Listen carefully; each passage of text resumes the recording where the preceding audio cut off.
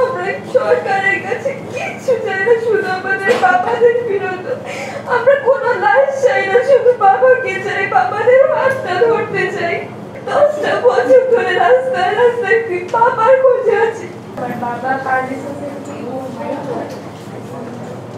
10টা বছর ধরে আমার বাবাকে দেখি না। এই আয়না ফটো দেখলাম, কিন্তু এটার ভিতরে যে লোকগুলো ছিল ওগুলো কোথায়? ওরা কিভাবে এখানে থাকছে? এত ছোট ছোট জায়গায় ওরা কিভাবে বছরের পর বছর ছিল? এখন ওরা কোথায়?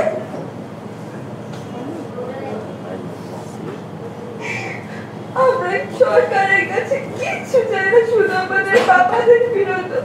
আমরা কোনো লাশ চাই না, শুধু বাবাকে চাই, বাবাদের হাতটা ধরতে চাই। 10টা বছর ধরে রাস্তায় রাস্তায় বাবার খোঁজে আছি।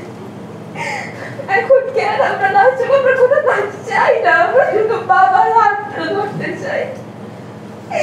এই আয়না ঘর থেকে আমাদের বাবাদের ফিরিয়ে আনা।